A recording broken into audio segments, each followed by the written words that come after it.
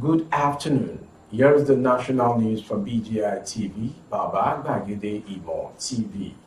I am Morire Rebila Lawa. First are the major headlines for the national news. Labour plans two-day protest over ASU strike. Over 100 bandits attend to banning of their leader in Zamfara. War massacre. We are determined to dislodge criminals hiding in our forest reserves, Amotekun. Abuja Kaduna train attack, ex-governor Garba begs Niger government to rescue family members. Bandit kidnap pregnant woman, 7 others in Kaduna community. And on sports, Warren wary of dangerous Morocco, which the match shall come up tonight between the Super Falcons of Nigeria and Morocco female national team. Now the news in detail. A nationwide protest by Labour over the protracted strike by university lecturers is looming. Labour has directed its state councils to mobilize for a 2-day solidarity protest on July 26th and 27th against the continued closure of public universities.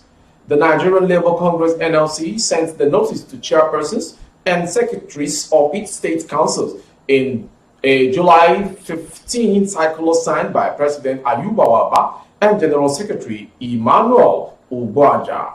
Labour said the protest is aimed at pressurizing the federal government to conclude negotiations with the unions and ensure the resumption of academic activities in public varsities.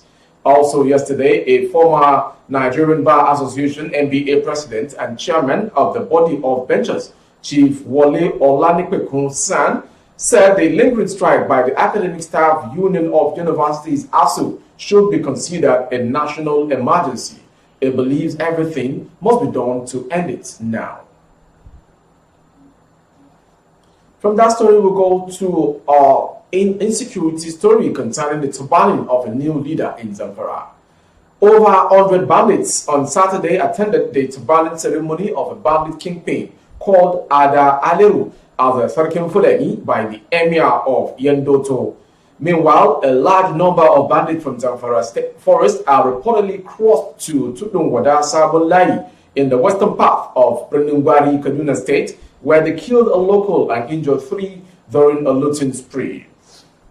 An official of Prenungwari Vanguard for Security and Good Governance said at the moment they are on a looting spree at Ganungari near Dawakimbasa after they ransacked neighboring Ongwerbaki. The bandits have rustled cattle and took away foodstuff at Ongwerbaki. Casualty figures are unknown at this time, but the bandits are expected to return through the same route to Dungwada Sabulai to their hideout in Zamfara. From that story, we'll go straight to Southwest, precisely Ondo State. The Ondo State security outfit, codenamed Amotekun, has vowed to dislodge criminals from the state forest reserves terrorizing the people of the state. The state commander, Adetunji Adeleye, said in Akure, the Ondo State capital, that criminals who operate in the state invade the state from border towns, operate and then retreat. Adeleye said, what we observed in the last few months is that these attackers operate outside Ondo State. They come into the border towns, operate and retreat. So we contacted the security agencies in Edo and Kogi State, which are the major areas where they retreat, and they have agreed to cooperate with us, he explained. In a couple of days from now, a major onslaught is in the pipeline to completely clear the forest reserve within the boundaries of Ondo Ogi and Ondo Edo, so as to dislodge these criminals from our farmlands. Adeleye added that it is aimed at strengthening the operational capability of the Ondo State Security Network agencies, codenamed Amotekun Corps, and will transcend into greater synergy with all modern security agencies in the state. All these are aimed at ensuring that adequate security is emplaced within the states. From that story, we'll go straight to the story as regards Abuja Kaduna's story train-bound. A former military governor of Benue and Kano State, General Idris Garba, retired, has appealed to Governor Abubakar Bello of Niger State to assist and rescue his son, wife, and 4 children abducted during the terrorist attack on the Abuja-Kaduna train. General Garba spoke through his brother when the governor's representatives visited his Kaduna home. He noted that he has been traumatized and has been having sleepless nights since his loved ones were abducted. According to him, we have been going through lots of nightmares since the incident occurred. The agonizing incident is causing sleepless nights to members of the family. He pleaded with the state government to do everything possible to rescue the kidnapped family members. The former governor explained that the family members in captivity were his son, Abubakar Idris Garba, his wife, Maryam Bobo, and his 4 children, Ibrahim, Fatima, Imran, and Zainab.